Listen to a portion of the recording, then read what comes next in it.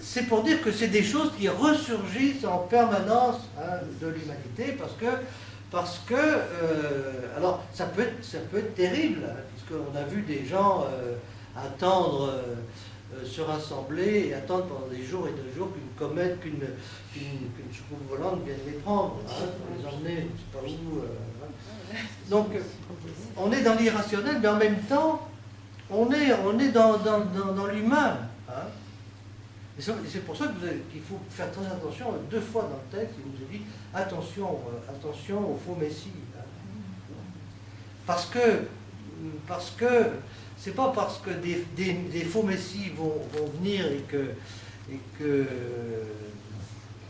qu'il faut les reconnaître, c'est parce que nous reconstituons comme ça du messianisme en permanence et des signes et des choses. Donc cette littérature va être extrêmement abondante.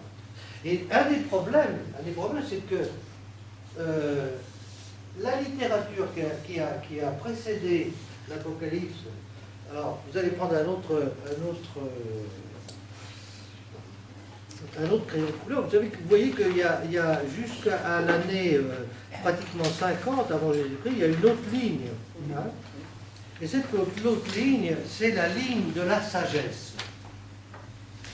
La ligne de la sagesse, c'est un autre type de réflexion religieuse qui n'est pas branchée sur les catastrophes et sur l'avenir et sur la justice, parce que l'Apocalypse, c'est Dieu va faire justice.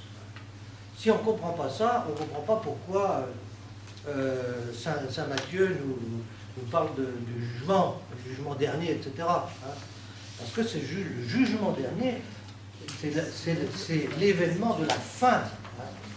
Et donc la littérature de sagesse, c'est une littérature qui ne réfléchit pas du tout. On voit que dans la philosophie grecque et dans la sagesse grecque, il y a bien des choses qui se ressemblent. Et que par conséquent, c'est plutôt une littérature d'ouverture aux autres. Vous voyez, en disant, finalement, le Dieu est le Dieu de tout le monde. Et il y a des païens qui ont trouvé dans leur propre fond et leur propre expérience humaine des choses que nous avons, nous, dans la Torah, qui ont été révélées par Dieu. Et donc, il y a ces gens-là, ils essaient de faire des ponts, des passerelles avec la philosophie grecque. Excusez-moi, Joseph, la sagesse, c'est le grand trait, là. Oui, c'est le grand trait qui est au-dessus. Alors, vous voyez qu'il se recouvre. Le petit en dessous. Alors, le petit en dessous, je crois que c'est une erreur. Bon. C'est une bosse. Le plus important. Je suis dans une sagesse sans import. Voilà, exactement, oui. Comme ça, il faut faire très attention. Parce que ce que je vous donne, c'est la moitié du tableau. L'autre moitié. C'est très apaisant, les livres de la sagesse. Alors, c'est très apaisant, comme vous dites. Moi, j'aime bien.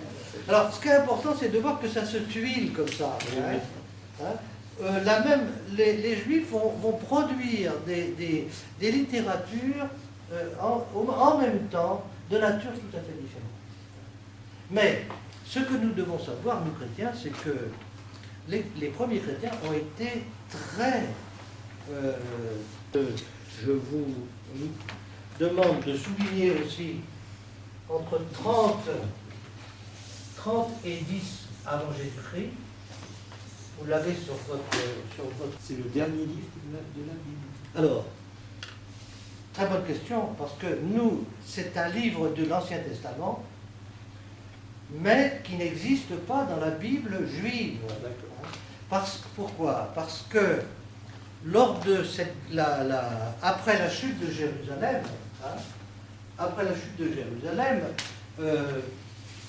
la Judée était réduite à néant, et ils leur ont dit, nous voudrions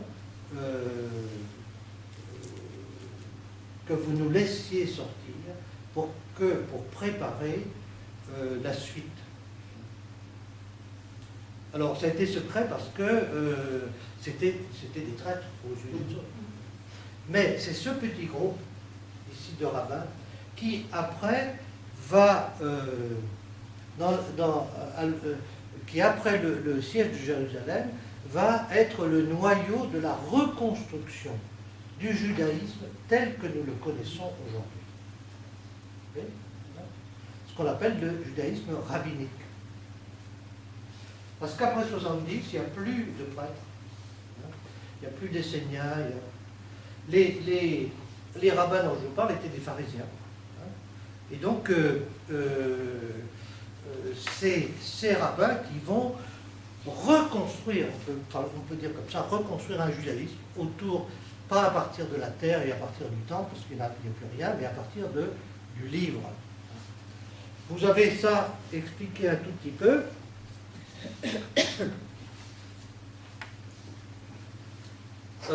Puisque vous posez la question, hein, il y a le petit texte qui se trouve ici, hein, à proximité de 70, la vie juive réfugiée à Yavne, qui est une petite ville à l'écart de Jérusalem. Après 70, la liturgie du temple n'existe plus et le Sanhédrin disparaît. Le Sanhédrin, c'est l'instance oui, l'instance suprême juridique. Hein. La vie juive, centrée sur l'étude et la prière, reprend autour du centre de Yavne, sur la plaine côtière. C'est là que le canon biblique est fixé. Les Tanaïm, c'est-à-dire des rabbins, collationnent les traditions orales pharisiennes qui constituent la Mishnah, base du Talmud. Est-ce que vous voyez un peu comment les choses s'organisent, hein? Et vous avez à droite encore d'autres explications. Hein? C'est-à-dire qu'après 70, il y a deux héritiers principaux du judaïsme, c'est les chrétiens et les juifs rabbiniques. Alors, on passe donc sous la barre, hein, et après le livre de la sagesse, on va plus loin. Les apocalypses juifs des 2 derniers siècles avant Jésus-Christ, livre des jubilés. Je vais les dénommer parce que il faut entendre ça. Hein. Le livre des jubilés, appelé aussi Apocalypse de Moïse ou Apocalypse d'Adam, le livre éthiopien d'Enoch, avec l'Apocalypse des semaines et l'Apocalypse des animaux, les psaumes de Salomon et d'autres textes qui ont été découverts à Qumran. Je passe un peu plus loin dans l'autre colonne et je vois le Nouveau Testament. Le Nouveau Testament est écrit, hein, sur le fond, hein, du développement de toutes ces littératures.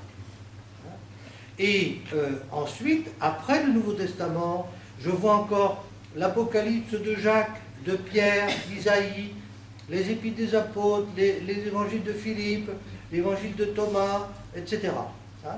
Et puis encore après, Apocalypse juif des 2 premiers siècles, 4e livre d'Esdras, Apocalypse d'Abraham, etc.